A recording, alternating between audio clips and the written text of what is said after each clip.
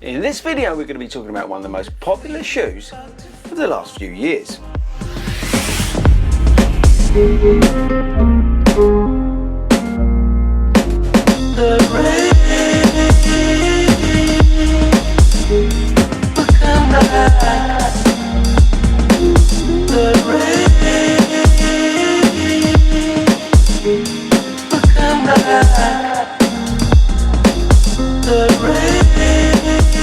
What is up everybody, and welcome back to 40 Runs. Now, did you ever get yourself a pair of these? The Reebok Energy Floatride 1, 2, 3, 4 or even number 5.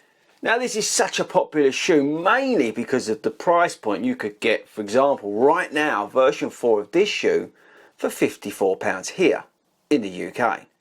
And the reason the shoe was so popular is because it had this amazing setup where it just felt great to go out there and do daily miles. It really was and is a very, very good shoe, but at the right price. The last couple of versions have been comfortable, they've been practical, the outsoles have been awesome and lasted forever. Watch my video I did on outsoles. You'll find that I placed the Reebok very highly. And they're just an affordable, very good running shoe. So I was very excited when version 5 came out. And they haven't actually changed too much, but they've made some mild tweaks that hopefully will help some. Okay, so stats and features first before we get on to what I like and don't like. Firstly, the really long laces remain on the shoe. Comfort is maintained with a really nice element of foam around the heel and on the tongue, but it's not total overkill. The shoe fits true to size, which is great. UK 9.5 for me. This shoe is currently retailing at £85, but I'm guessing at some point will get reduced down in price. We've got a new upper with some lateral support. I'll come on to the support parts in a minute, but we've got a newly designed upper. The shoe is weighed in a US 9 at 9.3 ounces, 263 grams. On the outsole, the carbon rubber remains. I'll come on to this bit in just a second.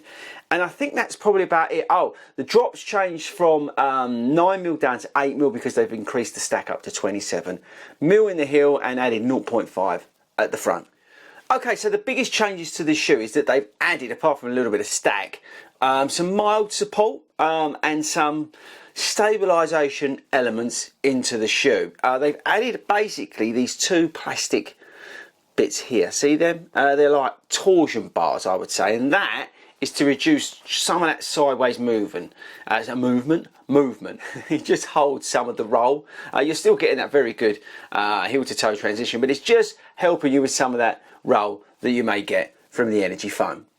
So yeah, we've still got the very nice and very easy to run in Energy foam, which just feels great underfoot. I like the increased stack, and again we'll come on to the bits I like in a minute. But overall the setup remains very similar in terms of the midsole, but we've got this new torsion system, and they've also said put this lateral piece into the upper just to help again with some of that twisting and roll in the shoe. Okay, so the things I like the actual addition of the increased stack. I like that because we're getting more of the foam. I like the foam a lot, and it just feels a little bit, I don't know, just a little bit more sprucey, bad name, a bad word. I don't know, just a little bit more fun underfoot. Probably could have explained it better, but yeah, I just like the addition of the little bit more foam. What did I say? 1.5mm in the heel, 0.5 at the front, and that's good news, I think, for people who just want a relatively fun, easygoing daily trainer. The midsole compound on this shoe is very, very good. I'm still very much in love with the outsole. The outsoles on these shoes are phenomenal, and it's been very wet over here in the UK where we've been doing most of the miles in this shoe, and it's been absolutely fine.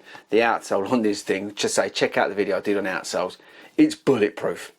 I like the upper, it's very breathable, it's very comfortable, it does exactly what you want from an upper, it's not over intrusive, the weight's good, the price is obviously good, and this thing is £85, but it's going to come down in price, so at some point you're going to be able to pick this up well under £75, which is great news.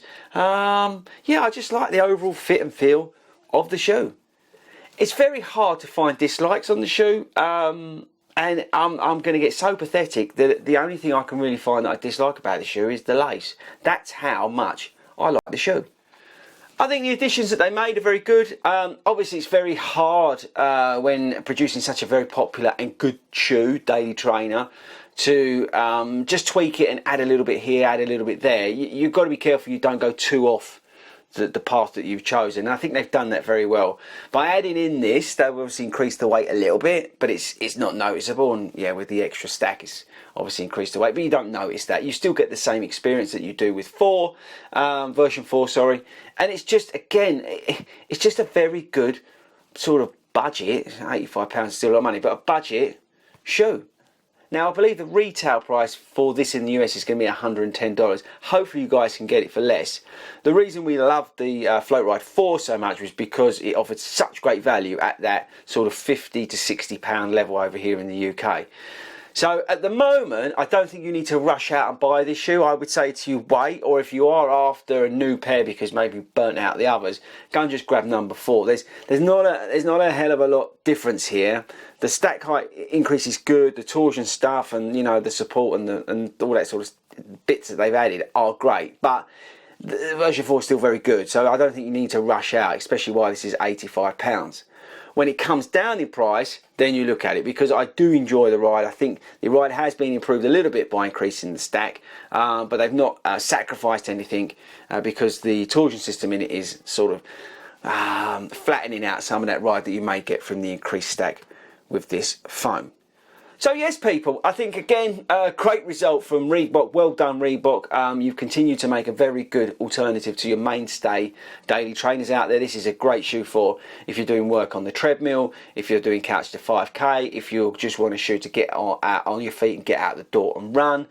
This is very, very good at a very good price point, people. So don't underestimate the Floatride Energy 5. It really is a very good daily trainer.